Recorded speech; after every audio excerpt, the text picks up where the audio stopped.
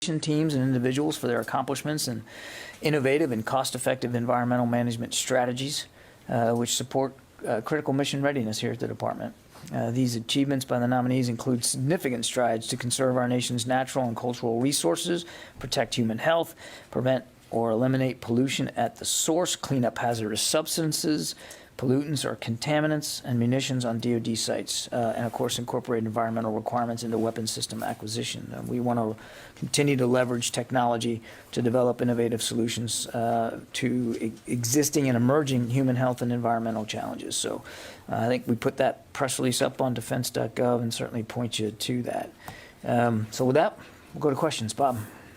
Yes, thank you. A couple quick things. Do you have any update on the Ramstein meeting next week as far as attendees or anything else, any other details?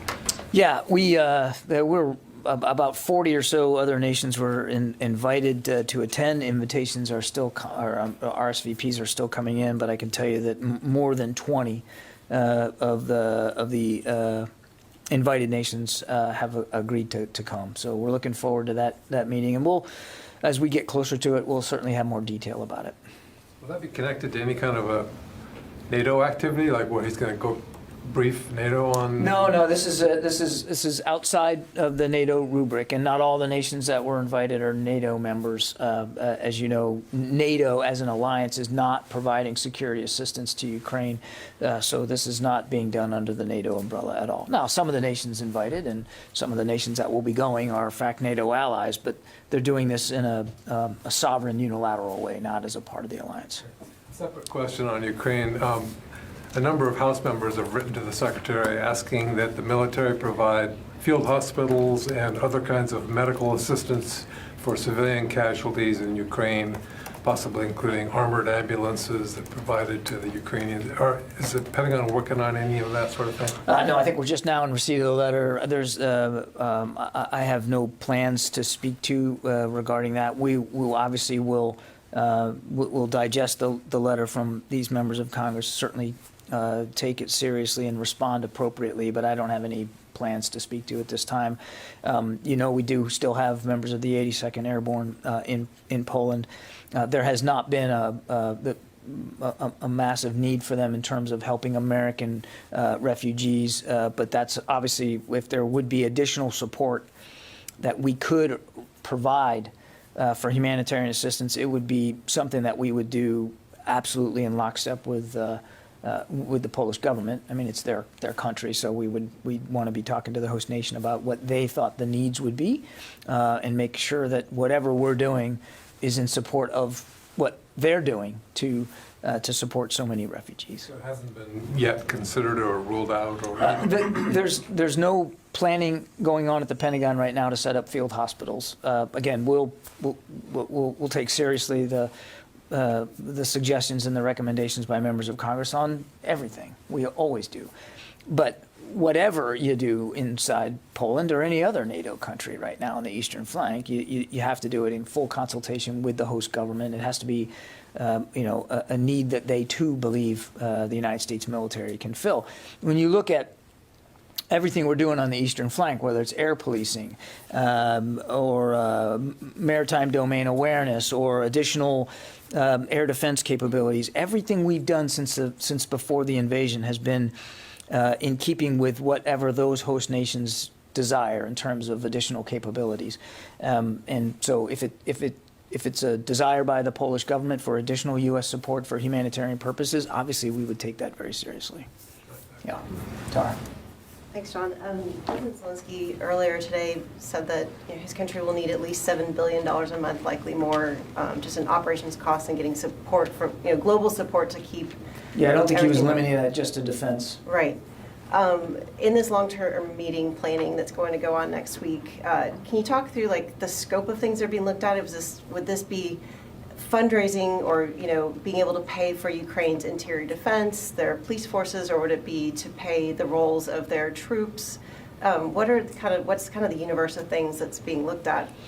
Yeah, I mean, I would refer you to Mr. Zelensky to talk about where he got that number and what he would want to use that figure for. I think he laid it out that it was a broad range of aid that they were looking for, not just in terms of defense. So I can't give you a laundry list of what $7 billion would go for, because it's an idea that Mr. Zelensky has proffered. I would just tell you that from a defense perspective, as you know, we continue to get them as much aid and material and weapons as we can, as fast as we can. That's happening even as we speak. And one of the things the Secretary wants to come out of Tuesday in Ramstein is the beginnings of a discussion with like-minded nations about long-term defense relationships that Ukraine will need going forward. Obviously, we want to talk about what's going on now. We certainly want to hear from from Ukraine and from other nations about what they're doing in terms of immediate defense assistance and how that might change as the fighting there changes. But I think he also wants to take a longer, larger view of the defense relationships that Ukraine will need to have going forward when the war is over. And so well, we don't know. That's why we want to have the meeting. We don't know. He's not going into this meeting on Tuesday, with a preset list of things that he thinks we have to drive to. He wants to hear from allies and partners and from the Ukrainians themselves about what they're doing and what they will need going forward. That's why we're calling it a consultative group, so we can actually consult. We're not going into this with a pre-cooked set of endings here. And just one last, earlier this week, you talked about that some nation was sending aircraft to Ukraine, and then clarified there was parts that had moved in so far. Where does that stand now? Has Ukraine actually received aircraft from any other nations? I'm not aware that they've received whole operable aircraft from any nation at this time. Kelly? I have one other, but I was going to follow up on Bob's first question about the letter from members of Congress. They also asked about providing Ukraine with armored ambulances, as well as taking some of the sick and wounded to the U.S. military Langsdal Regional Hospital in Western Germany. Are those other options? Again, I have no planning to speak to with respect to field medical assistance inside Poland. We will continue to talk to the Poles about how and whether American troops in Poland can be useful in other ways than they already are. And we're certainly open to having those discussions, but I don't have anything more specific on this letter to talk to today. Okay, and then just wanted to ask you on the reports of the up to 10 sailors who have died on the USS George Washington, some by apparent suicide. Can you explain in any way why there appears to be a cluster of suicides off one dock ship, and some members of Congress say the military isn't doing enough to stop these deaths? So is the department trying to do Well, I'm not going to get ahead of the Navy and their investigative efforts on these deaths aboard the USS George Washington. I'd refer you to the Navy to speak to what they're learning, if they can even share that with you right now. Stepping back a little bit, as we talked about yesterday, suicide is a significant concern inside the department. It certainly is a concern for Secretary Austin. You've heard him say many times that mental health is health, period, and that's how he wants the department to look at this. And obviously, we wouldn't have stood up this independent review commission for suicide prevention if we didn't really believe that we've got more work to do. Clearly, we have more work to do, and we know that. And this is a very complex problem, and there's not going to be one single solution that can fix it all. And that's the other thing that we're learning in talking to experts outside the lifelines lifelines of the department, that you have to be a little humble going into this. So we've got this IRC stood up. We're looking forward to getting it manned and actually populated with experts, and then we'll continue to move out on that. Could there be more deaths? Could there be more deaths? Or you're watching the investigation take place? Could there be more deaths on the ship? I mean, I don't know how anybody could answer that question. I don't know. I mean, we obviously don't want there to be. Of course not. Regardless of how these sailors have died, no, we don't want to see any sailor harmed or hurt or lose their life, period, regardless of what the cause is. But I can tell you that the Navy's taken this very seriously. Navy leadership has taken this very seriously, and they're looking at what has happened on the George Washington and trying to better understand it. And I know that they, again, I'm not going to get ahead of their investigation, but I know that they're taking the issue of these losses on the GW very, very seriously. Yeah. Anybody over here? Yeah. Mike Stone from Reuters. Are you sure? Are you?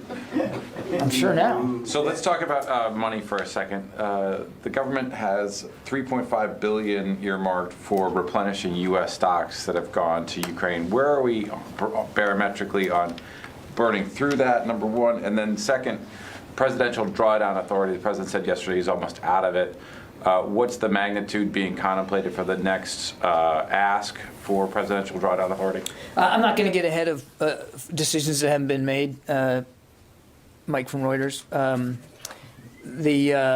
But we are, as the president said, we are reaching near the end of current authorities, and we've also made very clear that we'd be willing and interested in having a discussion with Congress moving forward should there be the need for more. I mean, we're going to continue to support Ukraine as best we can, as fast as we can. I don't have any additional contracting information to give you on the $300 million. Right now, the only contracts that have been put out of that are the Puma UAVs, but we're working very hard, as I said yesterday, to get the other ones actuated. Okay. Yeah. John, a fire at a Russian military research facility killed 6 people and injured dozens of others. Do we know what Russia might have been doing at that facility and what could have caused that fire? I don't. And I don't have any updates on the actual fire itself. No. Laura? Welcome back. Thank you. Good to see you. Good to see you. I just wanted to get a little more clarity on this Phoenix Ghost drone from yesterday. Can you tell us specifically, is this drone that's going to Ukraine, has it been tailored for the Ukraine fight? And did the Pentagon accelerate development of this drone for Ukraine? It was already under development by the U.S. Air Force, and the kinds of capabilities that we were developing it for happened to be very appropriate to the kind of fighting that we anticipate is going to go on in the Donbass region. And so it was again under development, but well suited to what Ukraine's requirements are now. As we talk to the Ukrainians and they tell us, here's what we really need for what we think the Russians are going to do, and the kind of terrain and the kind of capabilities we want our units to have, we realize that in this particular system, we could meet some of those needs. And again, I'm not going to get into the details and the specifications of it, but it was already under development. Capabilities are already being conceived by the Air Force and the contractor as we were working on this. And we realized that it absolutely fit very well the kinds of needs, some of the needs, not all, some of the needs that the Ukrainians had. But was it accelerated? Was it pulled forward for this fight? It wasn't pulled forward for the fight, but we are going to work hard. The development, the capabilities have not been pulled forward because of this particular fight. We haven't adapted that, but we are certainly going to move very quickly to get them the 121 that were authorized in this latest package. I mean, so we're going to accelerate the delivery, getting them there. It will probably, try that again. It will. We anticipate that it will require some training to be done, because this is not a system that the Ukrainians know how to use. It's not something that's in their inventory. So we're working our way through what that training would look like as well. I suspect it'll be something akin to the kind of training we gave them for the Switchblades, which didn't have to take too long. It is a similar kind of capability, more advanced in some ways, so we do anticipate the need to get them trained up on it. But we just don't have all that figured out right now. And sorry, just my second question is on the announcement yesterday about General Terry Wolf. Can you tell me a little bit more about what his role will be and how will he interface with DoD? I think that's a better question put to the National Security Council, because that's where Mr. Wolf will be working. But we are certainly as we have in the past and going forward, looking forward to making sure that the whole interagency, all of us that are involved in helping Ukraine, are continue to do that in an efficient, effective way, working collaboratively with one another as we have been, and we would certainly expect that will continue with Mr. Wolf in this new position. Will he have a role in crafting the packages of assistance with? Again, I would refer you to the NSC to speak. This is a position that they've crafted here, and I think it's really more appropriate for them to speak to. What I can tell you is that as we have been, we're still going to work closely with the NSC. We're still going to work closely with the State Department. We're still going to do everything we can to get the kinds of capabilities and weapons and support to Ukraine, again, as fast as we can. So we look forward to the collaboration going forward. There has been great coordination in the past, but look, there's always room to improve and to streamline, and we look forward to doing that going forward. Yeah, Rio. Thank you. UK Prime Minister Johnson visited India today and agreed to provide support for India's defense procurement. Is the US coordinating with the UK and other European allies to help India reduce reliance on Russia for defense procurement? Without speaking for other nations, I mean, we certainly, you saw us talk to this issue last week at the 2+2 over at the State Department. We're always looking for ways to improve our defense partnership with India, and we certainly encourage other countries to do the same. We've been nothing but clear, as other countries have been, that we'd like to see any nations who are reliant on Russian systems not be so reliant on Russian systems, and so we welcome the UK's efforts here, and they're very much aligned with what we're doing. Yeah. Just a separate question. Before Russia's invasion into Ukraine, some European countries deployed naval assets to the Indo-Pacific region along with the US to address the growing challenges posed by China. Are you concerned that the Russia's invasion could reduce Europe's ability to allocate the military assets to Asia? No. China remains the pacing challenge for the department. And even as we are bolstering NATO's eastern flank with our own capabilities, even as we are continuing to flow defense articles, weapons and systems to Ukraine, we still have a significant amount of effort and energy applied to the challenges in the Indo-Pacific, and other nations do too. We are a big enough military, we are powerful enough, we are spread out enough, we are organized well to be able to handle both the pacing challenge of China and what we have described in our national defense strategy as the acute threat that Russia poses. Matt. Thanks, John.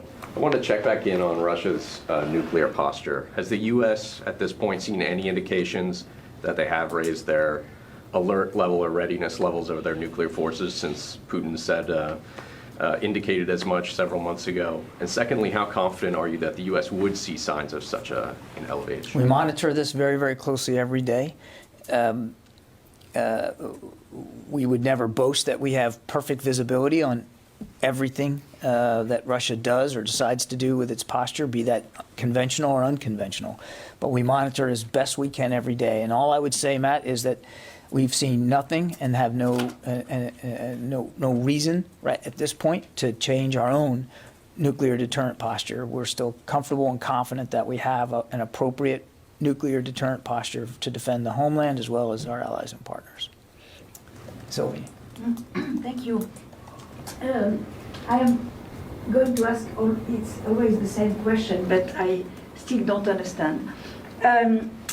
With all the new weapons that the West has been giving and is going to give soon to the Ukrainians, the tanks, the artillery, everything, do you assess that the Ukraine military is now has now the capacity to completely push the Russians out of the country, not out of the new zones that they. But that's where they are. So, I mean, they're in the east, and they're in the south, and so that's the only push them out. That's the only places that they are.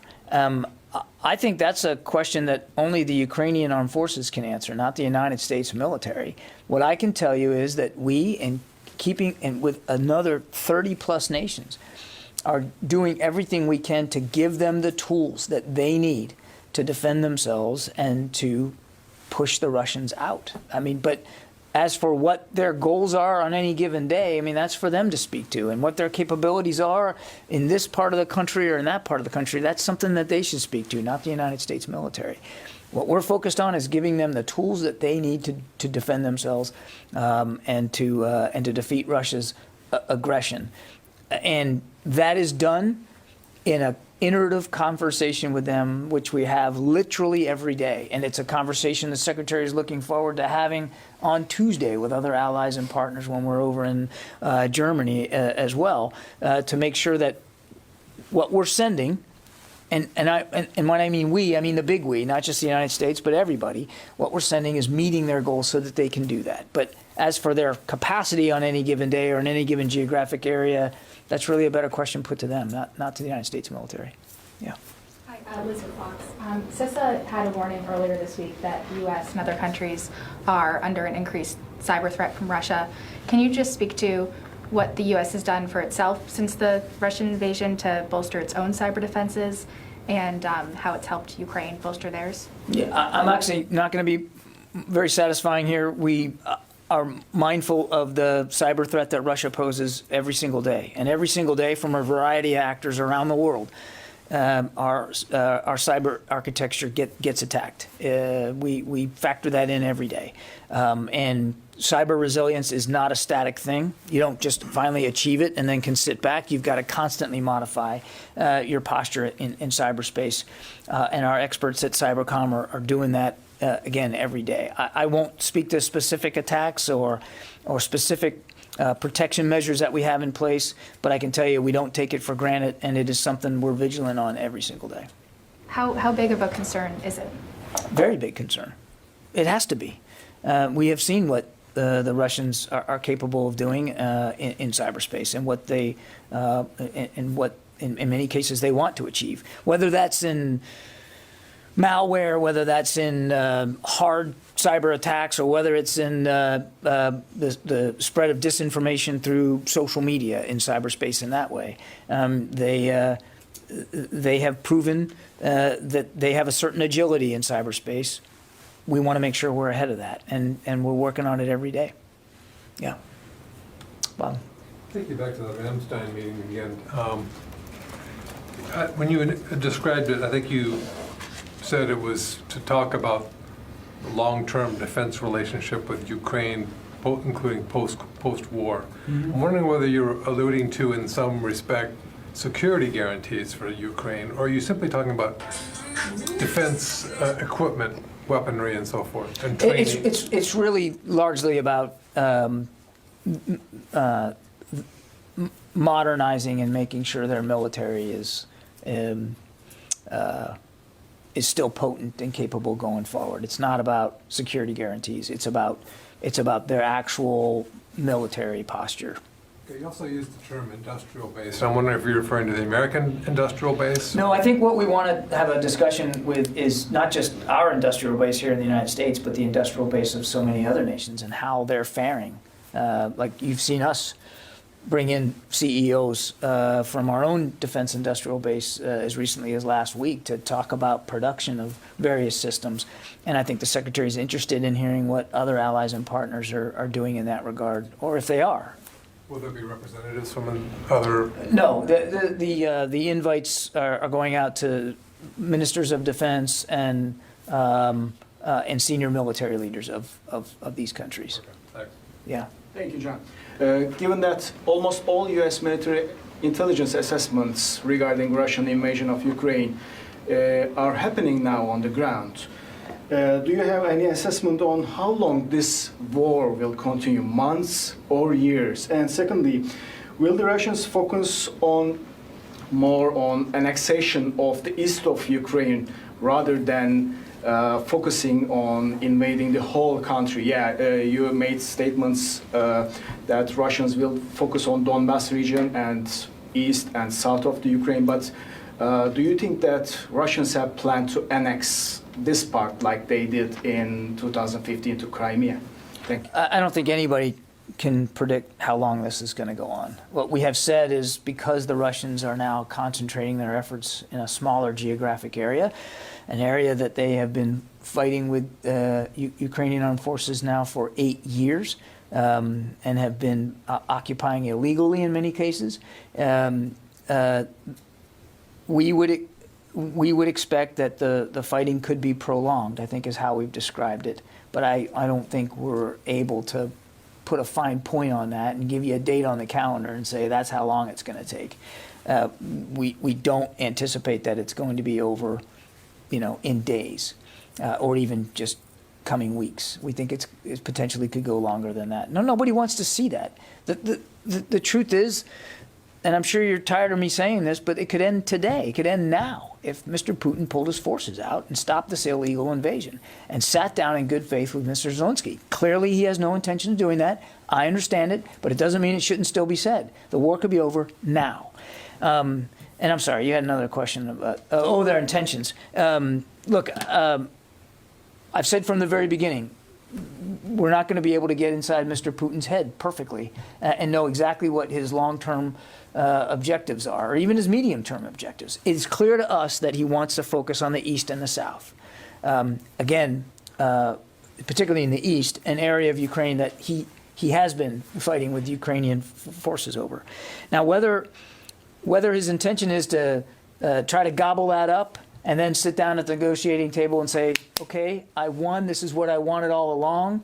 Don't pay any attention to what I said about Ukrainian sovereignty and the capital city and the Zelensky government. This is what I really wanted, and that's the leverage he wants at the table. We just don't know.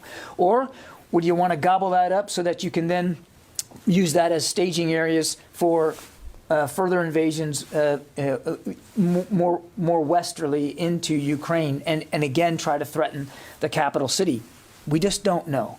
What we do know is that they are focusing on the Donbass in the south. What we do know is that they are putting more enablers in there and they are adding more troops. Even over the last 24 hours, more troops have gone in.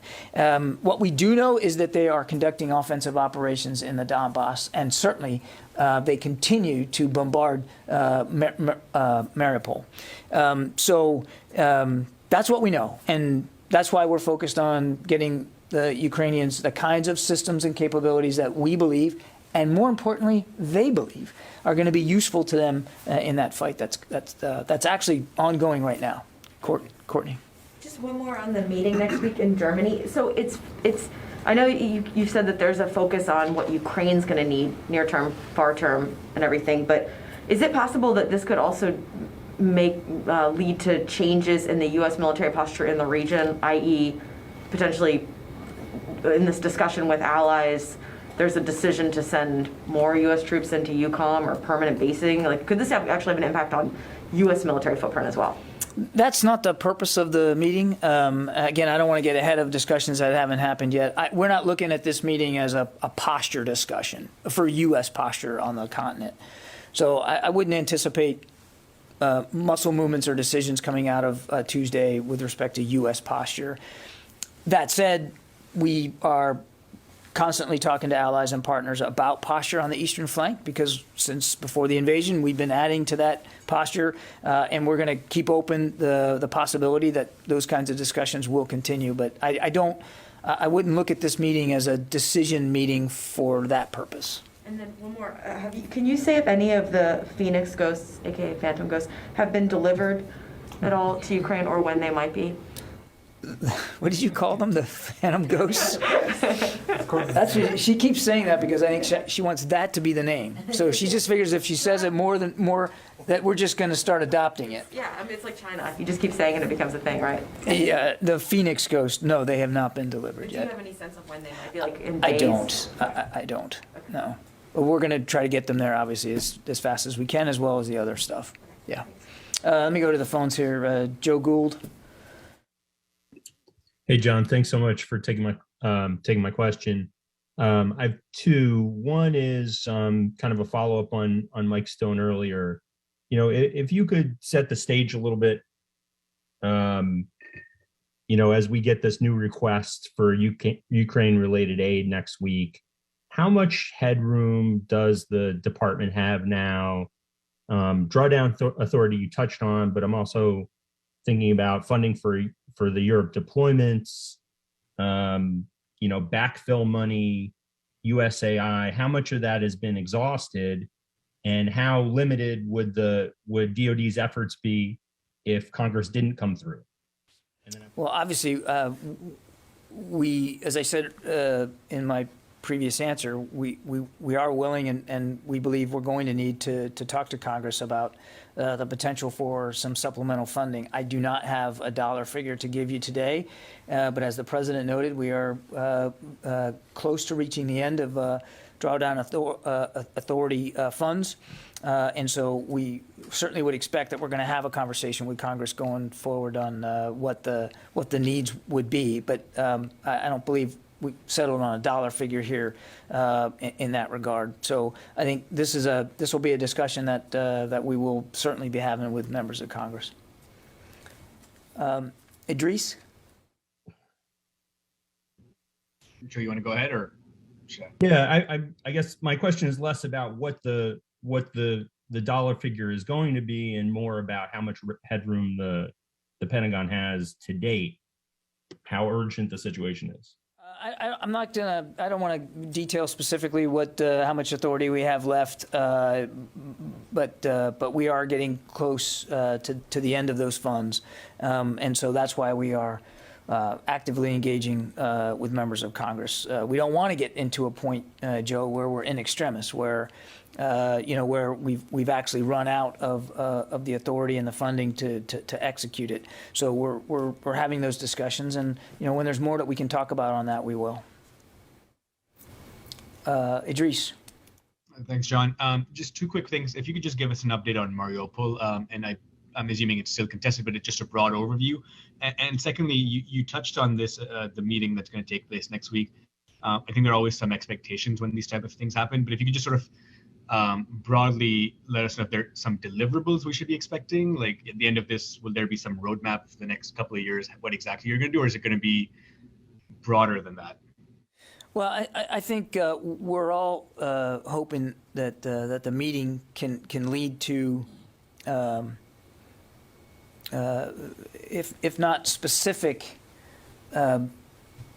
decisions, at least a framework for getting at specific decisions going forward. So I don't have any deliverables to preview, but I think the Secretary is very much looking forward to this discussion and to to being able to speak to all of you after that meeting about what he heard and what he learned.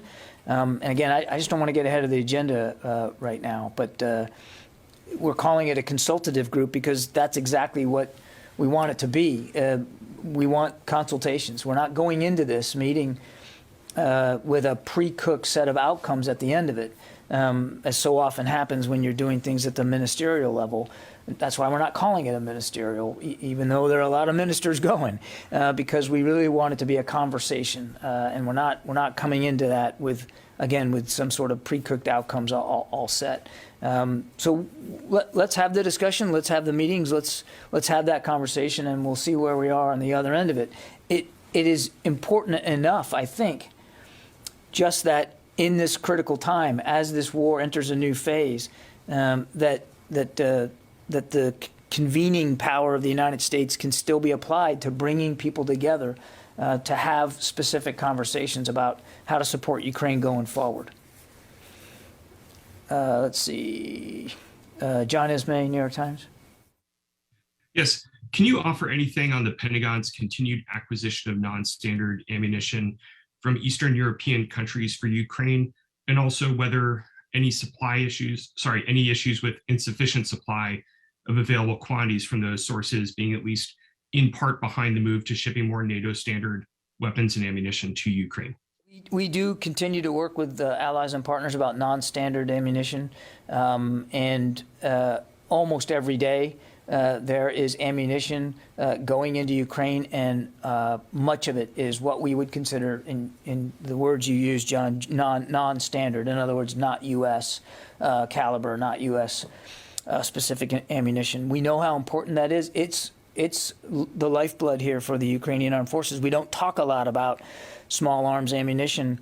It doesn't get the headlines. I understand that. But in every discussion we have with the Ukrainians, they talk about how important that is. And to date, the United States has helped coordinate and deliver more than 50 million rounds of small arms ammunition to Ukraine just since the invasion. And not all of that is U.S. caliber. Now, I couldn't break it down for you in exactly how much of that's non-standard, John, but we continue to talk to allies and partners about their inventories of non-standard ammunition and continue to try to get that flowed into Ukraine, again, as much as possible. So it's very much an active part of our discussions. It is still very much an active part of the deliveries that we're helping coordinate. And it is having a truly significant impact on the battlefield. They use that ammunition literally every day in defending their country. Yeah, Goyle. Two questions on India and Afghanistan. As far as Prime Minister Boris Johnson's visit to India is concerned, is coming during the time when there is a war going on between Russia and Ukraine, and at the same time China's expansion in the region.